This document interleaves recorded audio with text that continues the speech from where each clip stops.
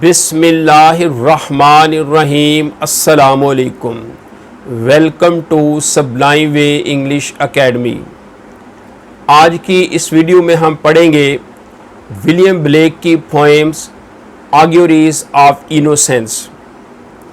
चूँकि ये poem lengthy है इसलिए हमने इसको फैसिलिटी के लिए लाइंस में डिवाइड कर लिया है। आज की इस वीडियो में हम लाइंस 49 टू 76 पढ़ेंगे। ऑग्योरीज ऑफ इनोसेंस। ऑग्योरीज कहते हैं इल्मे गैब की बातें, इनोसेंस कहते हैं मासूमियत को, मासूमियत की इल्मे गैब की बातें। William Blake as a mystical poet मशहूर हैं। The poison of the honey bee, शहद की मक्खी का जहर, इस दी आर्टिस्ट जेलसी, फनकार का हसद है। शहद की मक्खी जो कि हज़ारों किस्म के फूलों का रस चूस कर उसका नेक्टर लेकर उसको शहद में तब्दील करती है जो कि शीरीं और मीठा होता है, लेकिन इसके साथ साथ उसके डंग में जहर भी पाया जाता है। तो पोएट कहता है जो शहद की मक्खी का जहर है वो इस द आर्टिस्ट जेलसी, फनकार का हसद है। फनकार लोग, आर्टिस्ट लोग जो बज़ाहिर तो एक दूसरे के काम की तारीफ़ कर रहे होते हैं लेकिन अंदर से वो जेलस होते हैं, उनमें मुनाफ़कत पाई जाती है। बज़ाहिर तो कुछ और होते हैं लेकिन अंदर से कुछ और होते हैं। द प्रिंसेस रोब्स, शहज़ादे के जिस्म पर जो लिबास है लुबादा, एंड बेगर्स रैग्स, और फ़कीर के फटे पुराने कपड़े, रैग्स कहते हैं चीथड़े, फटे पुराने कपड़े। Are tore stools on the misers bags, कंजूस के बैग पर फाइजरस मशरूम्स, जहरीली खुम्बियाँ हैं।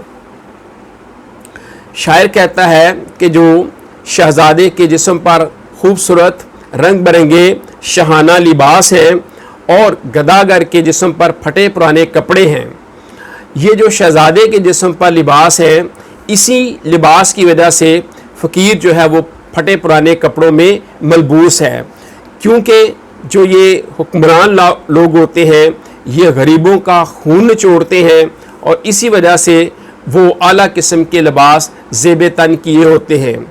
दूसरे लफ्ज़ों में आप यूँ कह सकते हैं कि जो गरीब लोग हैं, हर किस्म के लोग हैं जो मुख्तलिफ़ किस्म की चीज़ों को ख़रीदते हैं उन पर वो टैक्स पे करते हैं।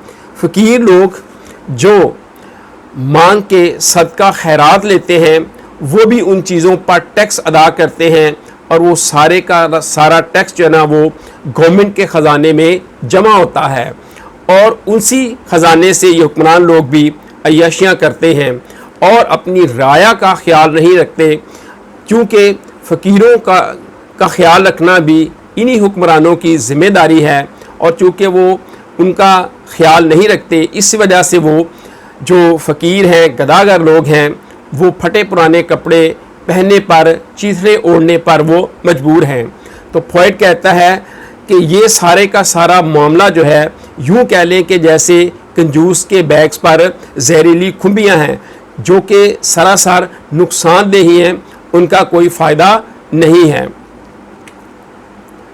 A truth that's told with bad intent, एक ऐसा सच जो गलत नीयत से, बुरे इरादे से बोला जाता है, बीट्स ऑल द लाइज, उन तमाम झूठों को शिकस्त दे देता है, मात दे देता है। यू कैन इन्वेंट, जो आप बोल सकते हैं, जो आप ईजाद कर सकते हैं, यानी ऐसे तमाम झूठ जो आप बोल सकते हैं उन तमाम झूठों को वो शिकस्त दे देता है। कौन सा? एक ऐसा सच जो किसी गलत नीयत से बोला जाता है, यानी गलत नीयत से बोले जाने वाला सच जो है वो तमाम झूठों से भी बहुत बुरा होता है जो आप बोल सकते हैं। तो कहते हैं हदीस मुबारक है इन्नमल अमालो बिन्नियात, अमलों का दारोमदार नीयतों पर होता है, जैसी नीयत हो वैसा ही अमल होता है, यानी अमल का दारोमदार वो नीयत पर है। अगर नीयत अच्छी है तो अमल भी अच्छा होगा। इससे मुझे शेख सादी रहमतुल्लाह अलैह की एक हकायत याद आ गई, जिसमें आप फरमाते हैं कि एक बादशाह ने एक कैदी के कत्ल का हुक्म दे दिया। कैदी जब अपनी जान से हाथ धो बैठा तो जो उसके मुंह में आया उसने कहना शुरू कर दिया और उसने बादशाह को बुरा भला कहना शुरू कर दिया। तो बादशाह ने पूछा कि ये कैदी क्या कह रहा है। तो एक नेक दिल वज़ीर ने कहा, बादशाह सलामत, ये कह रहा है कि जो लोग गुस्से को पी जाते हैं और माफ़ कर देते हैं वो बहुत अच्छे लोग होते हैं। बादशाह को ये बात, वज़ीर की बात, ये बात बहुत पसंद आई कि कैदी यूँ बोल रहा है, तो उसने उसके कत्ल का इरादा तर्क कर दिया। लेकिन साथ ही एक दूसरा वज़ीर बोला कि हमें बादशाहों की सोबत में झूठ नहीं बोलना चाहिए, बल्कि वो कैदी तो बादशाह को बुरा भला कह रहा है। जब बादशाह ने ये बात सुनी तो बादशाह ने कहा कि ए वज़ीर, तेरा जो सच है वो उसके झूठ से भी बुरा है, क्योंकि उसके झूठ में खैर है जबकि तुम्हारे सच में शर छुपा हुआ है। तो बात यह है कि अमलों का दारोमदार नियतों पर होता है। तो पोएट भी यहाँ पे यही कहता है कि एक ऐसा सच जो एक गलत नीयत से बोला जाए वो तमाम झूठ जो आप बोल सकते हैं उन सब से बुरा है, उन सब को वो शिकस्त दे देता है, मात दे देता है। It is right, it should be so, ये दुरुस्त है, ठीक है कि ऐसा ही होना चाहिए। Man was made for Joy and वो, इंसान खुशी और गमी दोनों के लिए बनाया गया है। यानी इंसान की ज़िंदगी में खुशी और गम ये दोनों साथ साथ चलते हैं। यूँ कह लें कि ये नदिया के दो किनारों की मानिद हैं, ये खुशी और गम साथ साथ जो है ये चलते रहते हैं। बानो कुद्सिया ने भी क्या ही खूब बात कही है कि गम इंसान को अपनी मुकम्मल गिरफ्त में लिए रखता है, गम इंसान को अपनी मुकम्मल गिरफ्त में लिए रखता है। खुशी महज थकन उतारने के लिए एक मुख्तसर वक्फे का नाम है। तो general drama is the drama of fame, happy episode जो है ये कहीं कहीं आती है। तो गम और इंसान ये जो दुख हैं और खुशियां हैं ये साथ साथ चलती हैं। And when this we rightly know, और जब हम ये बात अच्छी तरह समझ लेते हैं, जान लेते हैं कि हमारी ज़िंदगी में गम भी आएंगे और खुशियाँ भी आएंगी, यानी कि जो लाइफ है is the mixtures of Joy and वो, कि ज़िंदगी जो है ये खुशियों और गमियों का अमेज़ा है। तो जब ये बात हमारी समझ में अच्छी तरह आ जाएगी तो फिर क्या होगा, through the world we safely go, तो फिर हम इस दुनिया से बाहिफाजत और पुरसकून अंदाज में जाएंगे और हमें इस दुनिया में भी रहने का ढंग और सलीका आ जाएगा। जॉय एंड वो आर वोवन फाइन, यानी खुशी और गम दोनों बहुत अच्छी तरह आपस में वो जोड़ दिए गए हैं। A clothing for the soul divine, ये जो खुदाई रूह है उसके लिए एक हकीकत है, ये एक सच है कि गम और खुशियाँ साथ साथ जुड़े हुए हैं। Under every grief and pine, हर रंज और दुख के में runs a joy with silken twine, एक रेशम की डोरी के साथ खुशी भी साथ साथ चलती है, खुशी भी साथ साथ दौड़ती है। फ़इन्नमल उस्रि युस्रन, इन्नमल उस्रि युस्रा, यानी कि हर तंगी के बाद आसानी है, बेशक तंगी के बाद आसानी है। यानी कि जहाँ पे गम है, रंज है और दुख है तो उनके साथ साथ जो खुशी की डोर है ये भी साथ साथ चलती है। The baby is more than swaddling bands, बच्चा जो है ये स्वेडलिंग बैंड्स, स्वेडलिंग बैंड्स कहते हैं उस कपड़े को जिसमें न्यूली बॉर्न बेबी को लिपेटा जाता है। फ्रॉइड कहता है कि जो बच्चा है ये उस कपड़े से भी कहीं ज़्यादा अहम है। Through out all these female lands, उन तमाम इंसानी मुल्कों में, इंसानी सरजमीन पर क्या किया जाता है, बच्चे को वो एक कपड़े में लपेट दिया जाता है। तो यानी ये हर नस्ल के बच्चों के साथ ऐसा ही करते हैं कि बच्चा चूँकि आज़ाद होता है, जब वो अपनी मदर की वो में होता है, पेट में होता है, तब भी वो आज़ादाना मूव करता है। लेकिन क्या होता है कि जो ही वो इस दुनिया में तशरीफ़ लाता है तो उसको कपड़ों में लपेट दिया जाता है। तो कहते हैं उसको आज़ाद रहने देना चाहिए, बच्चा चूँकि आज़ाद पैदा हुआ है, तो कपड़े से कहीं ज़्यादा जो है ना वो बच्चा अहम है।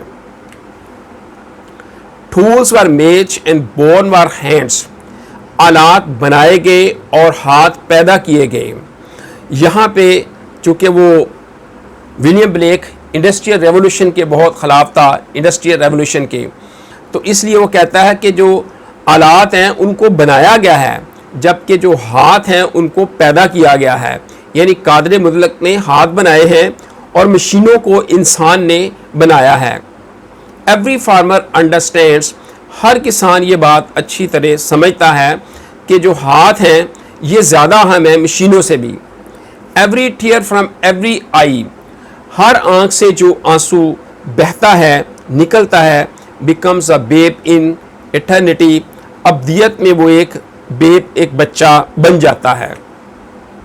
This is caught by female bright, और इस आंसू को, इस बच्चे को जब कोई शादीशुदा खातून वो लेती है, and return to its own delight, तो फिर इसको वो खुशी लौटा दी जाती है। द ब्लीच, द बाक, बेलो एंड रोर, ब्लीड कहते हैं भेड़ की आवाज़ को, बाग कहते हैं कुत्ते की आवाज़ को, बैलो कहते हैं बैल की आवाज़ को, एंड रोर, और ये शेर के दहाड़ने की आवाज़ को कहते हैं। इस लाइन में मुख्तलिफ़ किस्म की आवाज़ों का मेंशन किया गया है। Are waves that beat on heavens shore, ये तमाम ऐसी वेव्स हैं जो आसमान के साहल से टकराती हैं। यानी जब इन जानवरों के साथ मिसबिहेव किया जाता है तो इनके अंदर से भी जो आवाज़ें निकलती हैं वो आसमान के साहल से टकराती हैं।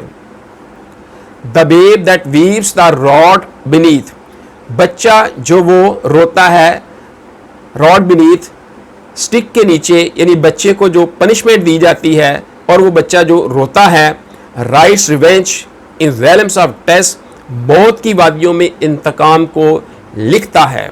The babe that weaves the rod, यहाँ पे फ्रॉइड कहना चाहता है कि हमें बच्चों के साथ सख्ती नहीं करनी चाहिए, उनको पनिशमेंट नहीं देनी चाहिए। मुझे याद आया रिसेंटली वो मैं एक हॉस्पिटल में गया, मुझे वो थोड़ी सी फिज़िकल प्रॉब्लम थी, तो वहाँ पे मैं जब एक चेयर पे बैठा तो एक आदमी था जो एक बच्चे को लेके आया। उसकी आँख के ऊपर जो आईब्रो होती है दरमियान से उसके कट पड़ा हुआ था, और बाद में देखा तो उसका एक दांत भी टूटा हुआ था। तो मैंने वो जो उस बच्चे को लेके आया था आदमी, तो उससे पूछा कि इसको क्या हुआ है। तो उसने मुझे बताया कि इसके बाप ने इसको मारा है, इसका एक दांत भी तोड़ा है, और ये देख इसकी आँख ज़ख्मी की हुई है, इसमें कट आया था, उसमें स्टिचिंग की ज़रूरत थी, तो इसकी कमर पे भी उसने बहुत मारा है। बच्चा मैक्सिमम 3, साढ़े 3, 4 साल का होगा। तो मुझे देख के बहुत अफसोस हुआ, मेरी आँखें नमज़दा हो गई। मैंने कहा या खुदा, ये कैसे लोग हैं, तू तो बड़ा गफूर रहीम है, रहमान है, रहीम है, पर तेरे ये बंदे कैसे हैं, इस मासूम बच्चे पे किस तरह जुल्म किया है। तो बाहर बात करने का मतलब यह है कि फ्रॉइड भी यही कहता है कि जो बच्चे को आप बिला वजह सज़ा देते हैं और इस तरह की सख्त सज़ा देते हैं, तो वो सज़ा जो है वो ऐसे ज़ाया नहीं जाती, वो तुम्हारा जो तशद्दुद है वो ऐसे ज़ाया नहीं जाता, बल्कि क्या होता है, writes revenge in realms of test, मौत की सल्तनत में, मौत की वादियों में वो इंतकाम लिखता है। The bagger सैक्स flittering in air, गदागर के चीथड़े, फटे पुराने कपड़े जो हवा में फड़फड़ा रहे हैं। Dust the racks the heavens tear, तो वह आसमान को वो मुश्तिल कर देते हैं। तो इस पोएम में पोएट ने मुख्तलिफ़ किस्म की समाजी नाइंसाफ़ियों के हवाले से लिखा है। तो उम्मीद करता हूँ कि ये वीडियो आपको बहुत अच्छी लगेगी। वीडियो को लाइक और शेयर करें, and keep in your mind to subscribe the channel. अस्सलामु अलैकुम, अल्लाह हाफिज़।